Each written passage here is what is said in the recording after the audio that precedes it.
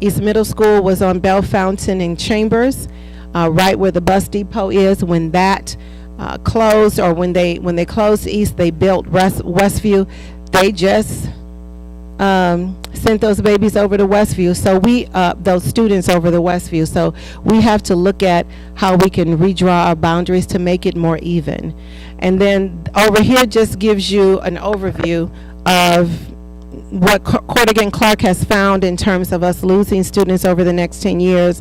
And then that gives percentages of the buildings that are being used and how many students are approximately in each building. That information was gathered in November. They fluctuate. Sometimes enrollment will go up, sometimes enrollment will decline. So, but we're right around that area. So that concludes our information. Can I answer any questions for anyone? Anybody online?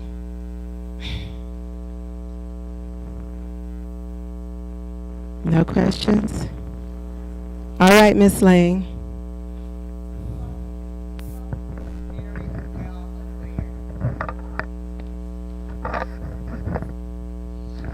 Public is very well aware of our position regarding accreditation, and when we are saying we are halfway there, I'm not saying that we're halfway there. I'm saying that we are working diligently toward that goal. Are there bullet points that you can share with the public as to what we need to do to get to that goal? To full accreditation. Yes. So full accreditation involves improvements in academics, improvements in attendance, improvements in reducing our suspension, and being financially solvent. Also, an effective board. So those are the 5 things that will get us back to full accreditation. If you were at our DESE public hearing, academically we are improving. When you look at our especially our elementary level, we are improving across the board. So we're working on that. We've improved a lot at our secondary level. We just don't have the test results yet to prove that, but they will come out. But that's what we're working on there. The Student Services Department is working on improving our attendance. We've got bikes, we've got gift cards. We are trying our best to motivate our parents. Parents, your students need to be at school. They need to be at school. So when they're at school, they can learn. When they can learn, they can show what they know, and then that helps our improvement. That helps our attendance. That also helps us with academics. So we are pulling out all the stops on attendance. With suspensions, you will see, if you saw our meeting, our DESE meeting, I think it was 831 reductions in suspension events. So we're improving in that area as well. Of course, we're working on the budget to make sure we remain financially solvent, and I do want to address that too. Riverview Gardens does not have a budget deficit. We do not have a budget deficit. We are making changes right now to prevent that from occurring. We have a fund balance. We're not at a deficit. I saw that in the newspaper. It is untrue. It is not a true statement. We do not have a budget deficit, but we are taking steps to make sure that we don't get there. And then board and superintendent relations. Those are the 5 things that get us back to full accreditation. So regarding the finance, I am pleased that the public is concerned, but when I hear from the public, you're $23 million in the red. And the 3rd time I asked, where'd you get that information? So they told me they Googled it. So if you just put it in Google, AI says that. AI is real specific about that. So how do we combat misinformation like that? Well, that's a great question, how to combat misinformation. I Googled it because I wanted to see where people got that information. It says Riverview Garden faces a $23 million deficit, period. It doesn't say we're not there. It doesn't say they are doing budget reductions to make sure they don't get there. They're saying we're facing it. Doesn't mean we're in it. But the word facing it gives the impression that we are at a deficit. We are not at a deficit at all. We are not at a deficit. We are making budget reductions to make sure we don't get to a deficit, but we're not at a deficit. I want to make that clear because I've heard 23 million, I heard 16 million. Somebody even said a ridiculous number like 63 million or 633 million or something like that. Our budget is not even $633 million. So it is an untrue statement, and I think it is what the words people are choosing to use when they say Riverview Garden faces a $23 deficit, right? Our $23 million deficit. We are not at a deficit. We are making reductions to make sure we're not there at all. Make that very clear. We are not at a deficit. Okay. Other questions?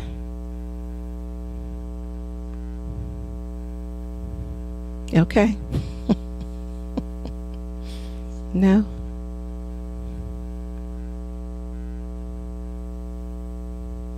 Ebony's like, I don't have a question. Miss Robin just wanted that mic in her hand. That's what happened.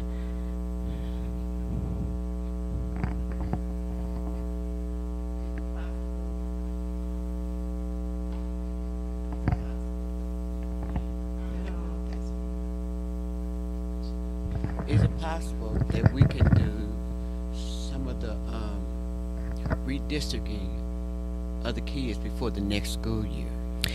And the reason why I'm asking that question is because it looks like Lewis and Clark doesn't have any students, but that's a whole community, and those kids are being bused to different schools.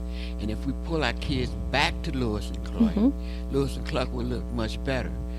Because with that number for Lewis and Clark, it make you think we're going to do something with Lewis and Clark when it's not fair. Right.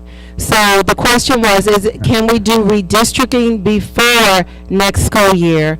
Because the impression is Lewis and Clark doesn't have that many students in the area, and it's a whole community.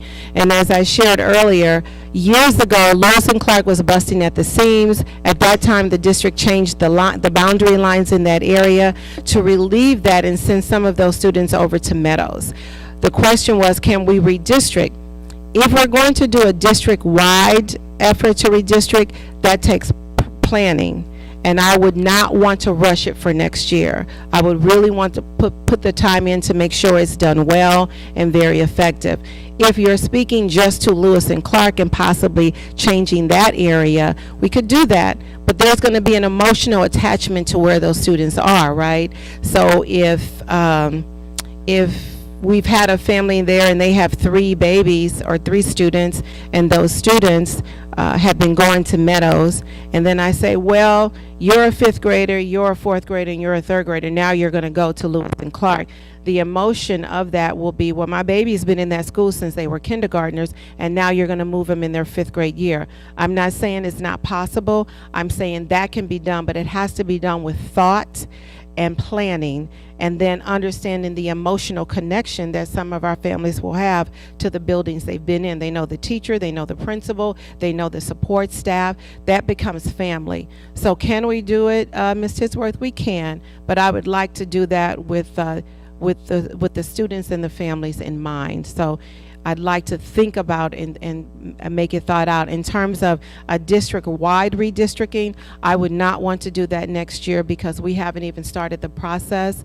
And I would like to take the time to bring a committee of community members, employees all together so that we do it effectively, working with the transportation company as well.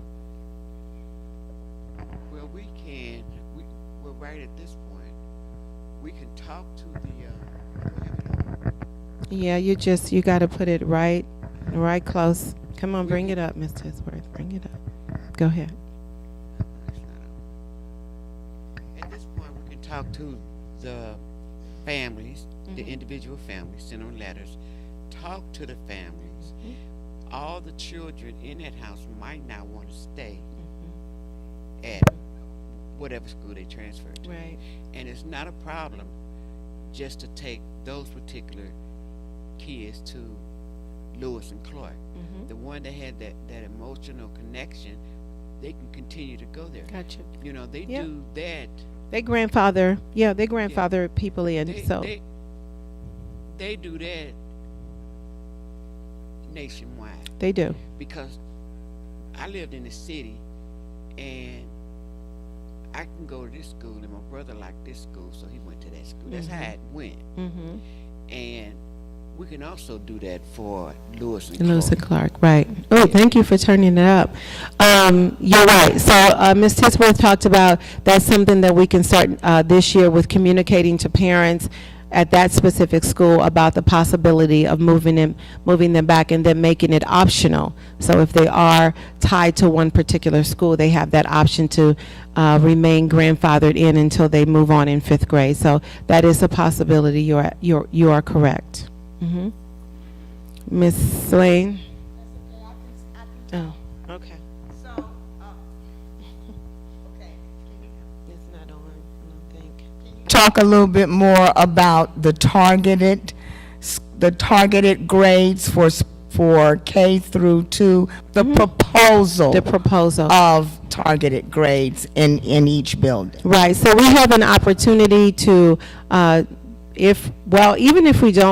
even if the decision is made not to close one of our schools, we still have the opportunity to turn some of our schools into kindergarten through 2nd grade schools, and others to 3rd through 5th grade schools. Why is that important? That is important because that allows us to focus on the foundational level of our students. When you think about Michelle Obama is an early childhood center. They are focused on early academics, and they remain focused on that. They're not trying to do algebra in pre-K, right? So it allows them to focus on those developing academic skills. When you look at a K2 building, it allows the same thing. It allows us to build the foundational educational level for our students. That's reading, writing, letter recognition, letter sounds, phonemic awareness, number sense, all of that. Basic addition, basic subtraction. If we're able to just focus on that and not have to worry about 3rd, 4th, and 5th grade, then we can build a stronger foundation for the students to grow. And I'll give the example again. You build a house, you start at the basement, and you lay that foundation, and you make sure that foundation is strong before you start building the rest of the house. Education is the same thing. You've got to build the foundation. You have to make it strong. If we have K2 buildings, we can focus on that. Those students can be ready to move to the next level, which is 3rd through 5th grade, and they can build on the foundation that they already have, and then they move on to middle school, continue to build, and then to the high school. My belief, and I've seen it done, that if we can do that, we will see better outcomes in 3 to 5 years for our students, better academic outcomes. And so there's also a proposal or not really a plan, because the board has to support that. But my belief as an educator is that is what we're missing. It also allows us to focus on the social-emotional piece for the younger students as well, getting them ready to step into 3rd through 5th grade buildings. So along with possibly closing one of our buildings, going to K2, 3, 5 buildings, I think in the long run will really make a difference for Riverview Gardens. Thank you for bringing that up, Ms. Lane. Other questions?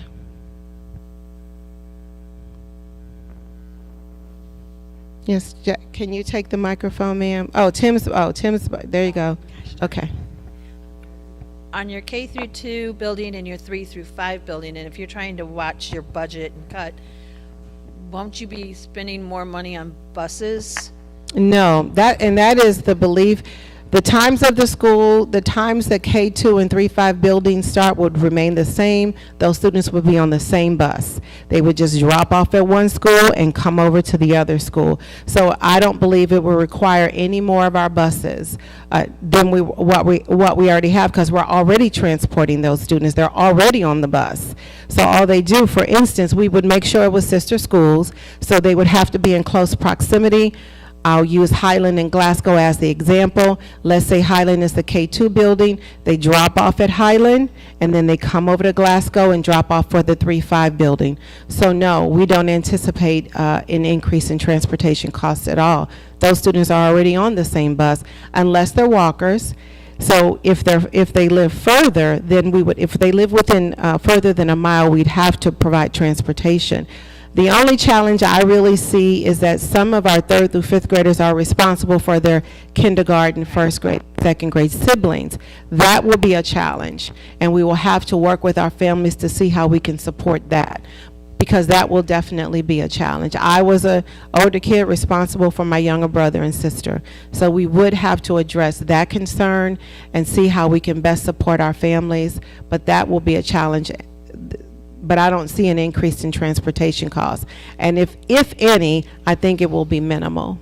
Okay, because as using Highland and Glasgow as an example, I know Glasgow has one bus with maybe 10 kids on it, where Highland was probably close to the same thing. I think Highland has a few more buses, though. But then they would just be responsible for the entire area as opposed to one area. Okay. So I think if we see any, I think it'll be a minimal increase in transportation. But the long-term effect and the outcomes of what we will get from that, I think will be worth it.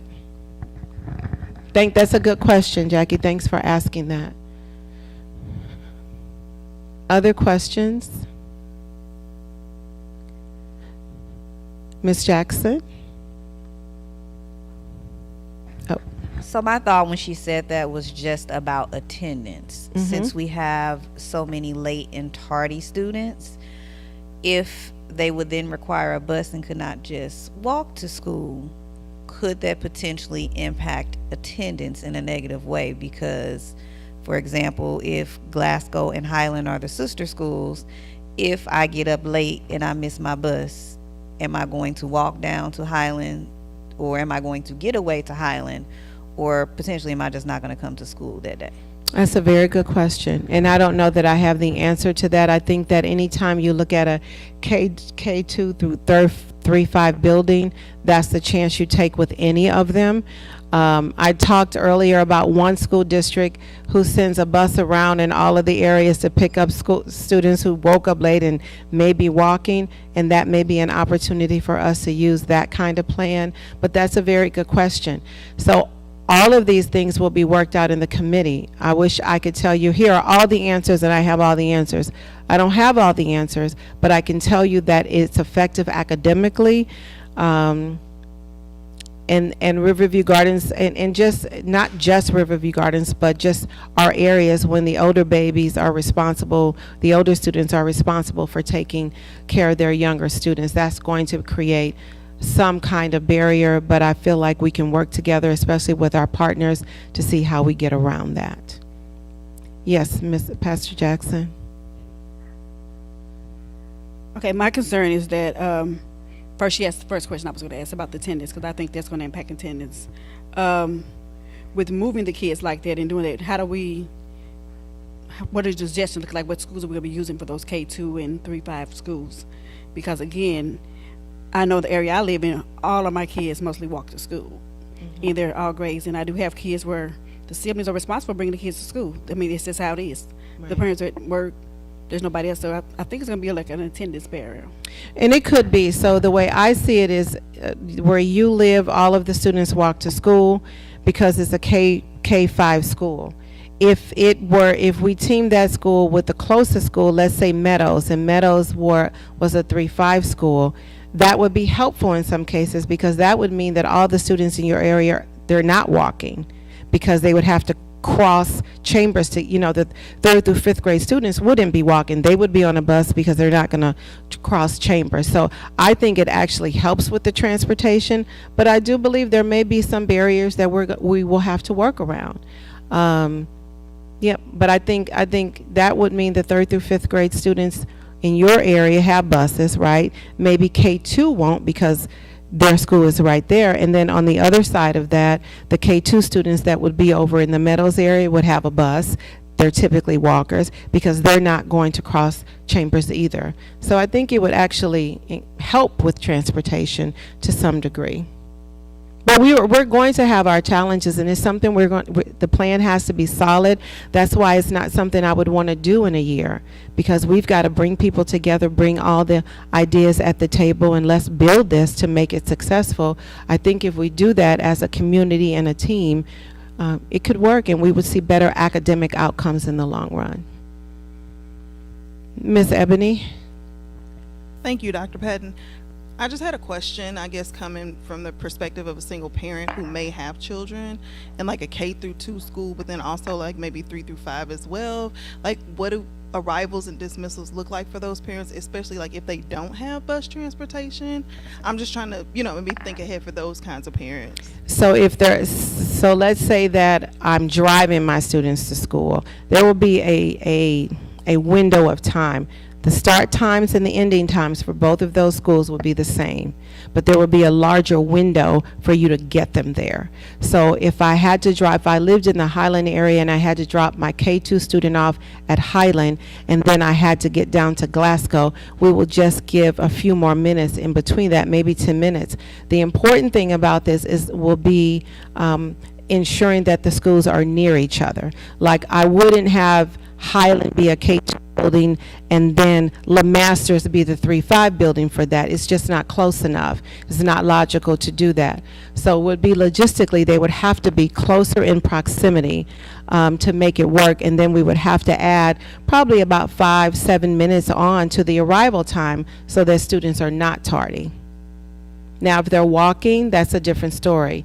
Again, that's what the committee would be for, to kind of resolve all of those problems. We're not reinventing the wheel. Other districts have done this and they've seen positive academic outcomes.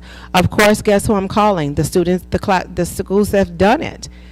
Can you share your plan with us? I'm not going to sit and reinvent the wheel. I'll bring the plan to the table for the committee to review, and then we'll see how we tweak it to make it fit Riverview Gardens.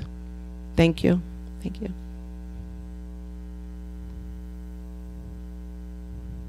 Jarita, you have you're looking like I got a question. You got a question mark sitting. Okay. Ms. Morrill.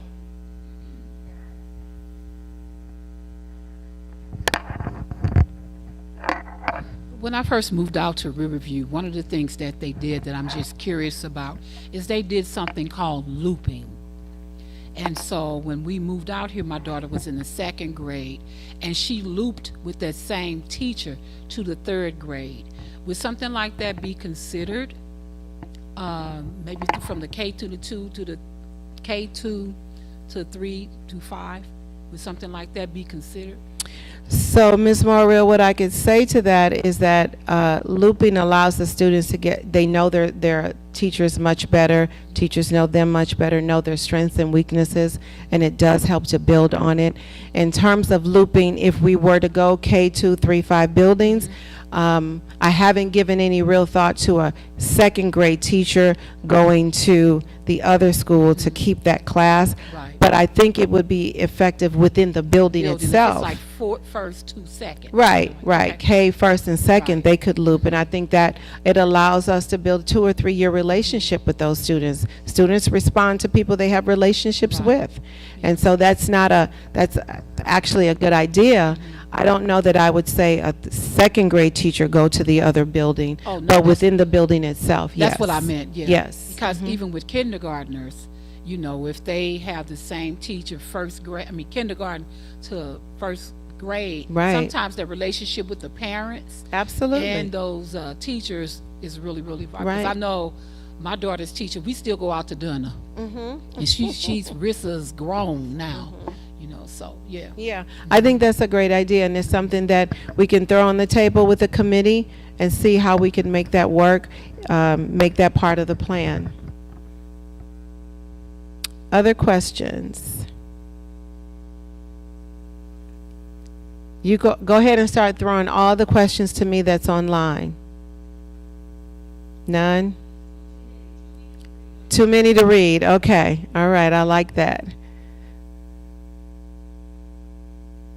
All right. If you have questions, feel free to call me or email me. I will answer them.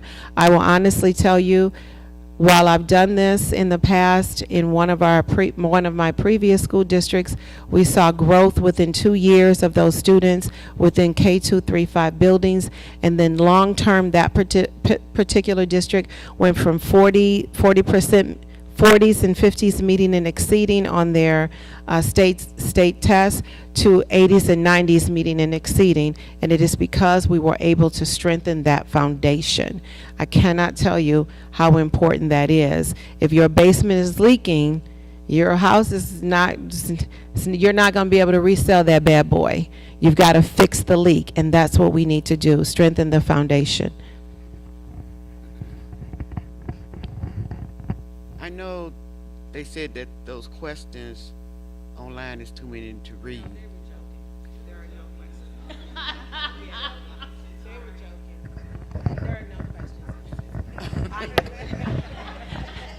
Ooh, you all was about to be in trouble.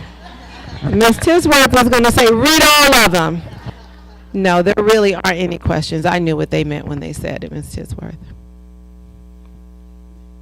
You can slap their hands afterwards. It's okay. All right. Other questions? If just email me, call me, come up. I'll answer the questions. We will build the plan together. This is not going to be Tanya Patton's plan. This is going to be the district plan for how we strengthen our district. And so we will have a committee of people coming together. I'll make a recommendation to the board on schools, whether we go to K2, 3, 5 models, what we do with Lewis and Clark when you look at how the boundaries were changed, because at one point the building was just full to capacity. But understand, this will be a community and a district effort to make this an effective plan. All voices at the table. And I'll say to you that in the employee survey, the K2, 3, 5 question, 100% of the 230 some odd people who responded are in favor of the K2, 3, 5 model.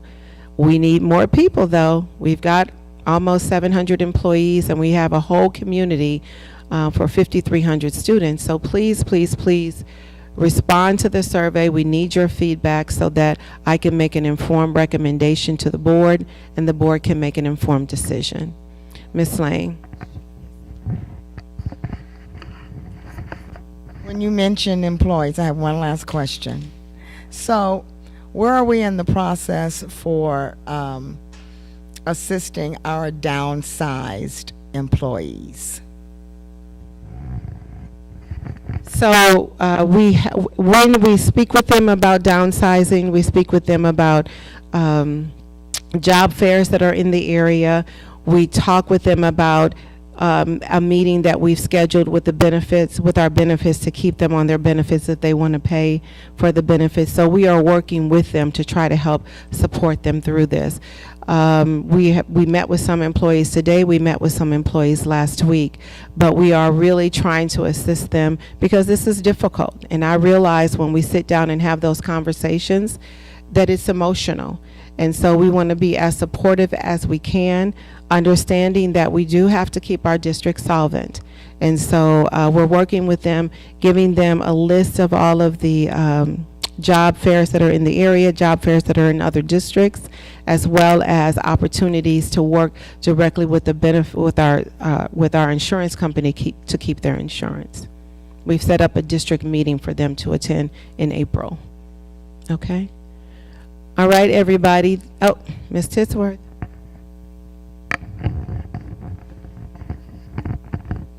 I'm gonna stand up.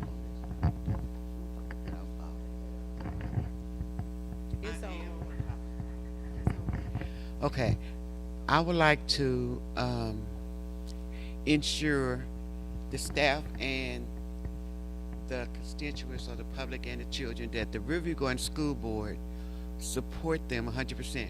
We're going to do everything we can to make things go as smooth as possible with support for all the students and the parents.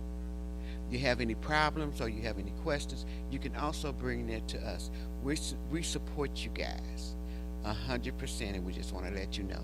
Just come to us with any problems that's going on, any questions that's going on, because we're here for you. And then they'll call me, and we'll make sure that it gets resolved.